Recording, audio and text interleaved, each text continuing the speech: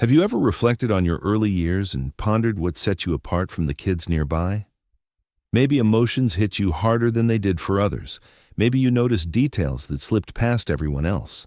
Maybe you harbored inquiries that your friends never voiced. And maybe you convinced yourself there was a flaw in you, some kind of fracture that you just didn't mesh with the easy rhythm the rest of them followed. But imagine if I revealed that those traits you viewed as odd were really indicators. Clues that you were beginning to stir toward something greater, something the surrounding world hadn't fully grasped. Clues that your awareness was already pushing past ordinary limits, akin to a sprout breaking through music, the earth far below the surface, well before the first green tip emerges topside. Allow me to reveal 5 childhood indicators that could show you were already walking this road, already attuned to the melody that eludes so many ears. The initial indicator was your profound sensitivity to everything. Were you the kid who wept over a lifeless sparrow on the pavement, the one who avoided specific films because the grief lingered for days, the one who could sense a room's atmosphere the instant you entered, like dipping into a pool and immediately detecting if it's tepid or chilly? Your peers seemed to skip through life carefree. They giggled, they frolicked, they let go, music swiftly. But you soaked it all in. A sharp remark from an instructor wasn't a fleeting jab. It lingered music within you. You revisited it endlessly. You carried it in your heart like a burden. When your folks quarreled, even believing you were out cold, music, you detected the strain as if it hummed through the atmosphere. You couldn't put it into words. You simply sensed it. This wasn't frailty, no matter what others urged you to toughen against or quit being overly tender. This was your receiver, your tool for capturing frequencies that escaped notice. An enlightened spirit lacks heavy barriers. It features delicate layers. Sure, that amplifies the hurt you experience. Yet music heightens your grasp of the splendor. It sharpens your sense of reality. Folks typically navigate existence with their sensors dialed low, lest the clamor drown them. But yours arrived cranked high. You had no choice music in the matter. That's your innate setting. Sure, it complicated growing up, but it equipped you to interpret existence on depths few ever reach. Picture music like this. A composer blessed with absolute tone catches every pitch, every tiny shift. To those lacking that talent, the tune plays adequately regardless, but the composer detects the flaws. They perceive the elegance. They can't ignore it. Music. You entered the world equipped with something akin to flawless attunement for feelings, for vibes, for the subtle flows of life's interactions. So if you were that overly perceptive youngster, the one overwhelmed by sensations, grasp music. You weren't flawed. You were alert, or at minimum, stirring to awareness. Society pushed you to close off, to erect defenses, music to dial back the intensity, yet a core part of you resisted. And that resistance, that determination to remain receptive despite the ache, marked the clue. The next indicator was your habit of posing inquiries no one around you considered. Recall those moments in chapel, at the family meal, or in class when a thought struck you. But why this approach?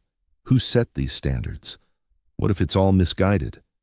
Perhaps you voiced them aloud and drew uneasy stares. Perhaps grown-ups shushed you. Music, branding you troublesome, insisting you simply go along with the status quo. Music. Or perhaps you swiftly figured out to bottle them up, to grin and agree outwardly while your thoughts whirled with uncertainties and fascinations unique to you. Your contemporaries sought explanations for mechanics. You probed the reasons behind the setups. Your contemporaries embraced the game's guidelines. You wondered about the rule makers and if the guidelines held logic. Music. This wasn't defiance just to defy. This was sincere curiosity. You surveyed existence and found it didn't fully align. Individuals professed beliefs, yet acted contrariwise. They clung to customs sans comprehension. They deemed hardship ordinary. They pursued pursuits that rang empty. And you, even young, detected the misalignment in it all. An enlightened essence arrives with an innate universal doubt, not bitterness, but doubt, an openness to challenge, to glance beyond the veil, to reject the obvious narrative as complete fact. Few ever cultivate this. They take the provided narrative and perform their role till the end. but you couldn't settle for that. An inner voice persisted, murmuring, "Deeper layers exist here. Scrutinize it. Question what you hear." Perhaps you queried mortality and the beyond.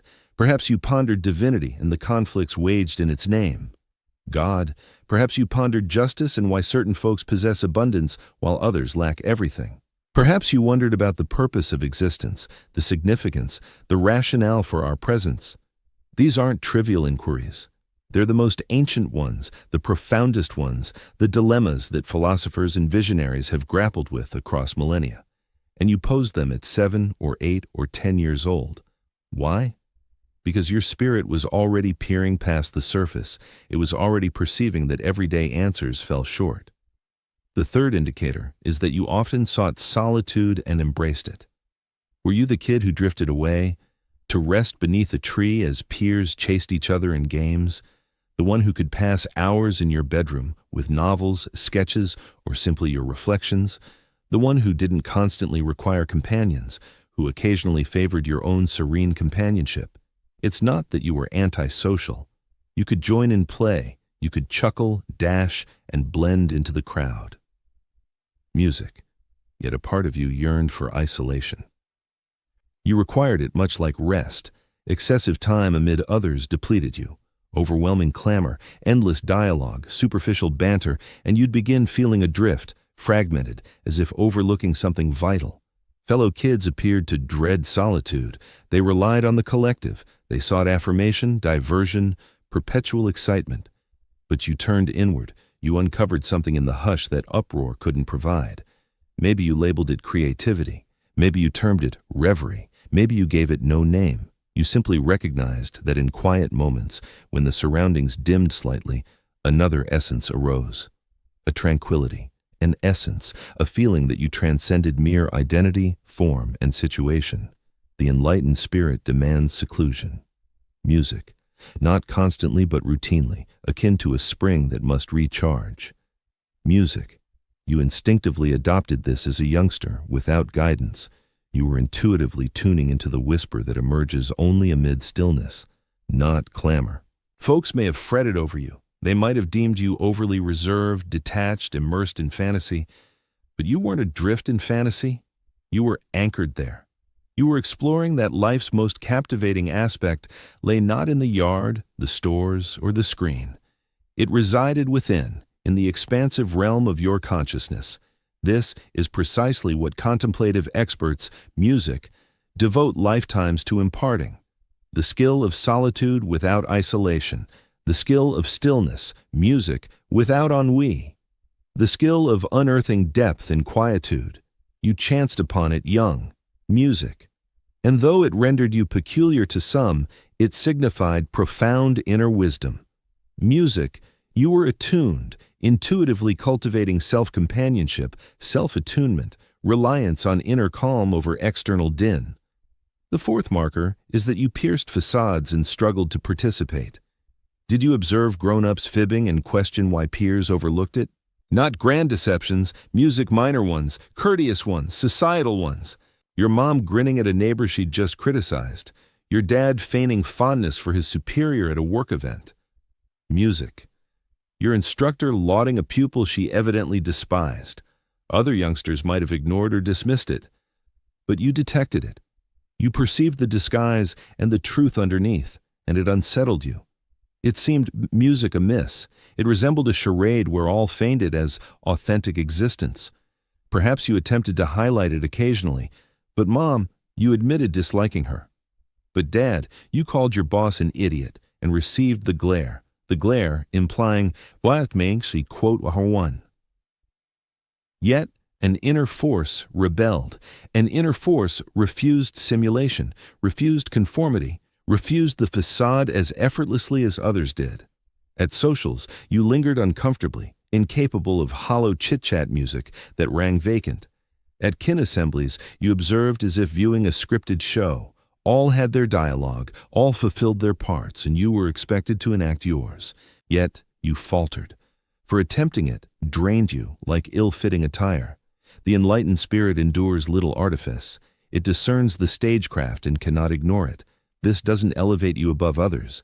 It doesn't render you superior ethically. It merely indicates a distinct vibration. You're attuned to the essence below the veneer, and upon perceiving it, reversion to denial proves impossible.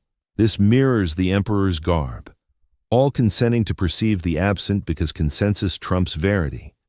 But you were the youngster, unable to consent, not because you wanted used to be challenging, not simply due to external pressures, but because your vision operated in a unique way. You perceived reality as it truly existed, and that reality frequently diverged sharply from the narratives others promoted. Over time, as you matured, you likely developed strategies to handle this insight more adeptly. You figured out how to engage in the social dance when required, offering polite agreements and withholding your true perceptions, yet you held on to that clarity. You continued to observe without illusion. Music. That persistent perception, that resistance to deception by mere appearances, that marked the beginning of your enlightenment. The fifth indicator involves a profound yearning for an unfamiliar homeland. This might seem the most peculiar signal, but countless enlightened individuals will instantly relate to it. As a kid, did you experience an indefinable pull, not tied to any concrete desire like a plaything, a journey, or a companion, but toward an elusive essence, a sensation of exile from your true origins, even amid the familiarity of your living room, an intuition that your rightful place lay elsewhere, a realm hazy in memory and beyond articulation? Music. For some youngsters, this manifests as melancholy. For others, it's an inner agitation, a conviction that this reality, this existence, music, this everyday routine feels imperfect. Not erroneous precisely, music merely incomplete, as if you're anticipating an arrival, as if your destiny calls you to another location, another pursuit, music, another identity. Perhaps gazing at the night sky stirred it in you, or lingering near a river evoked it, or amid a throng of people, it suddenly enveloped you. This yearning, this peculiar wistfulness for an unencountered realm, at any rate, not within this existence. In essence, the enlightened spirit recalls, maybe not overtly, not through clear recollections or visions, but in its profound core, it recalls that it transcends this form, this identity, this tale. It recalls originating from a vast expanse, music, and boundless realm, a presence that mundane days merely allude to. Hence, that subtle sense of displacement persists, that desire to reconnect with the origin, to recall music entirely, to awaken utterly. Most kids lack this awareness since they haven't yet detected the divide between their true nature and their outward guise. They embrace the surface of existence unquestioningly. They embrace this as the full reality and adapt accordingly. But you resisted full adaptation, music not entirely. An element within you stayed restless, stayed vigilant, stayed attuned to the abundance beyond. Music. This isn't melancholy, although it often gets misconstrued as such. This is sacred recollection. Music, the spirit reclaiming its essence. And should you have sensed this during youth, that enigmatic longing for no specific destination, that unnamed aspiration, then you were already stirring to awareness, already intuiting that existence surpasses the visible, already grasping implicitly that you embody more than a mere individual navigating days. You are awareness incarnate, temporarily donning the guise of humanity. So what significance does this hold? Here we stand. 5 markers. Music.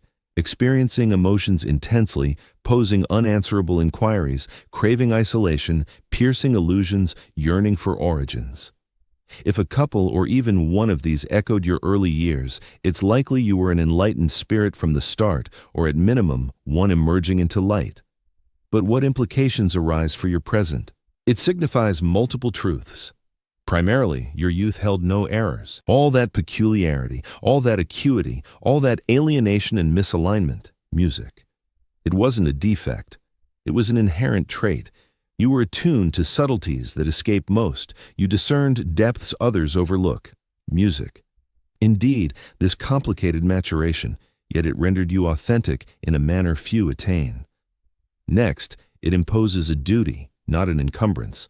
Our duty exists, Music for the realm requires those who sense profoundly, who probe genuine mysteries, who embrace stillness, who detect facades, who recall our transcendence beyond forms and narratives. Society suffocates under clamor, superficiality, and diversions, and you, music, with your distinct essence, serve as a remedy. You counter the collective slumber. Finally, it liberates you from feigning. If your formative years involved efforts to mimic the masses, to conform, to mute your perceptiveness or stifle your curiosities or conceal your solitude-seeking, you may cease now. Embrace your unique design, not superior, not inferior, simply distinct. And that distinction is precisely your contribution to existence: music. The enlightened spirit doesn't awaken through exclusivity. It awakens inevitably. It attempted repose like the rest, yet something persistently prodded it, urged it, murmured insistently until it lifted its gaze and comprehended, "Ah, I've been alert throughout. I merely assumed slumber was expected." If you embodied that youngster, the one who sensed excessively, inquired relentlessly, required seclusion intensely, you witnessed far too many things, yearned deeply for more, and suddenly awareness dawned on you. Maybe you struggled to name that feeling. Maybe you attempted to push it aside, bury it, or wish it vanished. But it lingered, didn't it? That's because it's not a flaw to erase. It's your essence. Reflecting now, you realize those early signals weren't issues to fix. They were calls to embrace your own perceptions, to value your inner knowing, to quit acting like someone else entirely. The essence of living boils down to simply existing. It's straightforward, evident, and uncomplicated. Still, folks hustle about in frantic haste, acting as though they must accomplish something grander than their true selves.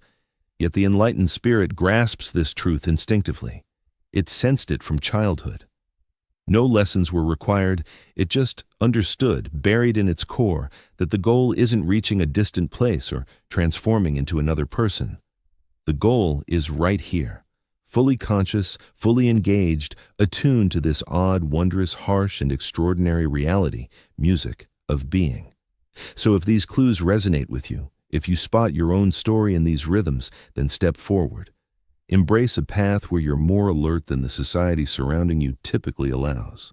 Embrace a path of noticing what slips past others and sensing what they shy away from. Embrace a path of posing inquiries without simple solutions and drawing peace from stillness amid the noise of voices clamoring. You're not flawed. You never have been. You've simply been conscious in a realm where most remain oblivious. And this realm requires your continued alertness, not to criticize the unaware, not to claim superiority or isolation, but merely to embody your true nature. To be the one who senses deeply, who probes thoughtfully, who rests in tranquility, who perceives sharply, who recalls the origin. That's the role of an enlightened spirit. It avoids forcing enlightenment on anyone. It simply exists in full awareness. Music. And through that, it offers others the freedom to stir awake as well, just by remaining authentic, just by rejecting pretense, just by holding space open while all around shuts tight. You've embodied this since your early years. You lacked the language for it then, but now you possess it. Now you can glance backward and recognize that your unusual youth wasn't an error. It marked the start of a journey, and that journey continues to expand, to evolve, to awaken further with every dawn. So persist in sensing, in inquiring, music, in seeking your inner calm, in observing keenly, in craving that sense of belonging, since that craving sustains your awareness, and your awareness serves as a music blessing to this slumbering,